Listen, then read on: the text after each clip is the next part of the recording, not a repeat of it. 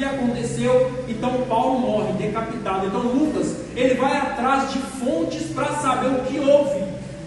Quem é este Messias? Quem são os seus discípulos? Então quando Lucas, ele começa a pesquisar, ele vai atrás dos discípulos. Então ele começa a escrever a sua carta. Quando nós observamos os 4 evangelhos, Mateus, discípulos de Cristo direto, São João também, mas Marcos e Lucas não. Mas são 2 evangelhos que meio que completam. Quando nós lemos o evangelho de São Lucas, nós podemos saber de que forma. Olha, São Lucas, pela forma que ele escreve, do jeito que ele coloca as palavras, parece que ele viveu tudo aquilo que Cristo viveu. Parece que ele estava no momento em que Cristo estava falando. Mas não, Lucas, ele é tido por curiosidade e por um coração, irmão, que buscava algo a mais do que ele vivia. Porque aonde São Lucas habitava era Grécia, era grego, vários deuses pagãos. Houve uma voz do céu gritando: Saulo, Saulo, por que me persegue? Ou seja, esse homem que só apenas ouviu, e ele consegue perseverar em meio às prisões, em meio a tudo que ele viveu, em tudo que ele está sendo condenado, irmão, só basta ser um Deus verdadeiro. Então a vida de Paulo chamou a atenção de Lucas. Então Lucas, ele adentrava os calabouços, ele adentrava os locais para que cuidar das feridas de Paulo, cuidar das feridas de Silas, cuidar dos demais que estavam ali. Lucas também vai viver um pouco com Timóteo. Então aquilo, quando Paulo morre, Lucas, ele vai atrás de quê? De fontes. Eu quero mais. Lucas tem uma sede. Lucas, ele não andou com os discípulos. Se nós for olhar a lógica, ele não poderia escrever o evangelho. A igreja poderia muito bem não reconhecer o evangelho de Lucas, mas só que pela forma que ele escreve, pelo amor, pelos detalhes, a igreja reconhece, sim, é uma carta de autoria do Espírito Santo. Porque aquele, irmão, que ouve a palavra, que lê a palavra, que entende a palavra, que está sempre em busca da palavra, é um jovem, uma pessoa que é movida pelo Espírito Santo de Deus e por vontade própria. Vocês não vieram aqui porque são bons demais ou são bonitos demais. Não. Vocês vieram aqui por uma força do Espírito Santo, aonde o Espírito Santo tem conversado, tem falado, mas ele tirou este tempo para quê? Para falar com cada um de vocês. E quando nós ouvimos a voz de Deus e seguimos essa voz, nós seguimos como São Lucas seguiu. São Lucas, quando ele escreve a carta, a que eu mais amo mesmo é a passagem do Magnificat, onde ele escreve ali a oração de Nossa Senhora, o canto da Virgem Maria. Eu imagino a Virgem Maria recitando para ele, ele escrevendo. Eu imagino os discípulos falando com ele, seu coração vibrando. Eu imagino eles falando: olha, o mestre passou por isso, viveu isso, e o seu coração fervendo, fervendo, imaginando aonde eu estava esse tempo todo, que eu não via esse mestre. Mas Deus tinha um propósito na vida de São Lucas, que era o que? Escrever essa carta, para que nós possamos ter ela hoje em nossas mãos. E São Lucas, vendo os milagres, ouvindo tudo que está acontecendo, mas eles ainda não entendiam o papel do Messias. Então eles estão a caminho de Emaús. Eles saem de Jerusalém, vão a caminho de Emaús, fica 12 quilômetros aproximadamente, e caminhando Jesus se aproxima.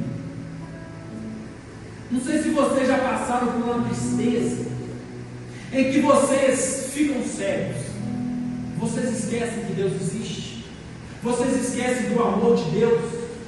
Nós anulamos a crucificação de Cristo porque algo aconteceu que me frustrou, e me frustrou a depressão, a ansiedade é tanta que eu esqueço do que Jesus me falou. Então é o que os discípulos estão passando, os seguidores, eles estão a caminho de Emaús. Jesus se aproxima e eles não reconhecem Jesus, porque a tristeza, ela cega a pessoa. A tristeza, ela coloca como uma venda em nossos olhos. Então eles caminhando, Jesus se aproxima e fala: por que estáis tão tristes? O que houve? E eles olham para o mestre e falam: você é o único que não soube o que houve? Lá em Jerusalém, crucificaram Jesus. E hoje é o terceiro dia que tudo aconteceu.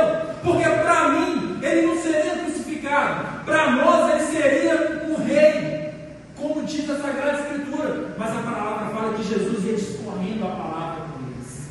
Ou ressuscitar o terceiro dia. E lá no meio eles estão lá, glória a Deus. Olha, não saia de Jerusalém, porque eu enviarei o meu Paráclito. E eles estão lá, glória a Deus. Mas quando Jesus é crucificado, eles esperam 3 dias, mas no terceiro dia eles saem de Jerusalém. Ou seja, passou o primeiro, passou o segundo. Um fala para o outro: olha, amanhã bem cedo, se Jesus não aparecer, é uma farsa, nós vamos embora. Eles estão cegos espiritualmente. Então eles vão no terceiro dia, mas só que Jesus aparece para eles. Quanto caminho que nós já seguimos, quantos locais que nós já andamos, tristes, cabisbaixos, e nós não temos força, mas Jesus estava ali, Jesus estava caminhando, Jesus estava te olhando, Jesus estava cuidando, e nós nos perguntamos: Senhor, aonde está o Senhor nessa doença? Aonde está o Senhor nessa perca? Aonde está o Senhor nessa morte? Senhor, aonde está o teu amor nessa tribulação? Irmão, Deus sempre esteve ali. É como aqui aconteceu com os discípulos. Em Jerusalém, eles estão como que saindo da igreja, mas é no caminho, ao contrário, e Jesus está atrás deles, falando, ensinando, mostrando o caminho. Olha, vocês são burros demais, olha para você ver como vocês são tardios. O Moisés e os profetas não falaram em que o Messias viria e não seria crucificado? Olha, vocês não lembram ali de Isaías capítulo 53, em que eu seria entregue, em que o mestre seria morto? Mas isso, eles estão surdos e cegos. Caiu em pecado, até mesmo aquela queda que você caiu, mas continuou, e aquela queda te trouxe uma tristeza profunda, e te trazendo uma tristeza profunda, você foi para o caminho errado, e indo para o caminho errado, Jesus vem voltando, andando com você. Você escolheu o caminho errado, o caminho ao contrário, o caminho aonde Deus não escolheu para você, aonde Deus falou lá, a promessa vai acontecer, é lá, mas você foi cego, está triste, está ansioso, com depressão, mas só que nós escolhemos o caminho errado, e Jesus ainda foi te buscar. Jesus, ele busca ainda. Ação dilacerado para te fazer mal. Então nós temos que acreditar, amém? Amém, gente? Amém. A ansiedade gera medo do futuro. Olha para você ver. Quantas pessoas, não precisa levantar a mão não, porque eu sei que a maioria, eu tenho certeza. Quantas pessoas têm medo de casar hoje? Ah, mas como vai ser? Ah, mas e se eu casar e ele me largou, ou ela me largou, me traiu? Irmão, larga isso de lado, porque nós não temos o controle do futuro, nós não temos o controle do que vai acontecer. Se você achou o seu pretendente, sua pretendente, alguma coisa do tipo, e é uma pessoa bacana, está caminhando, beleza, vamos casar, você quer isso mesmo, casa. Ah, mas como é que vai ser, irmão? Quando eu mais a minha esposa casou, ela casou comigo drogada, bebendo. Senhor, fica comigo. É o que eles falaram para Jesus. Senhor, não vai, fica conosco. Senhor, não parte, fica conosco. Ou seja, é você hoje olhar para Cristo e falar: Senhor, fica comigo, porque a tristeza tem acabado com a minha vida. Senhor, fica comigo, porque a relação dos meus pais não estão boa. Senhor, fica comigo, porque tudo está indo mal.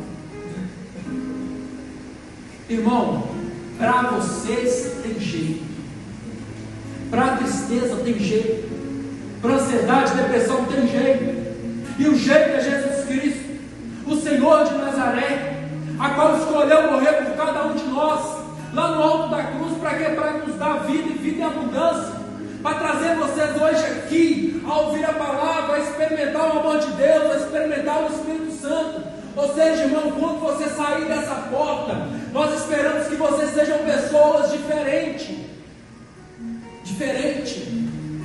pessoas que estão dispostas a mudar, a abrir a mente, pessoas que querem mesmo lutar. Ah, Carlos, mas lá em casa está tão difícil, os meus pais brigam demais, o meu pai é cachaceiro, a minha mãe também, eles não pagam em casa, meu pai bate na minha mãe. Irmão, Jesus tem a solução. Nós sabemos que não é fácil viver numa família que está em crise. Nós sabemos que não é fácil quando você se tranca no quarto e chora longe das pessoas.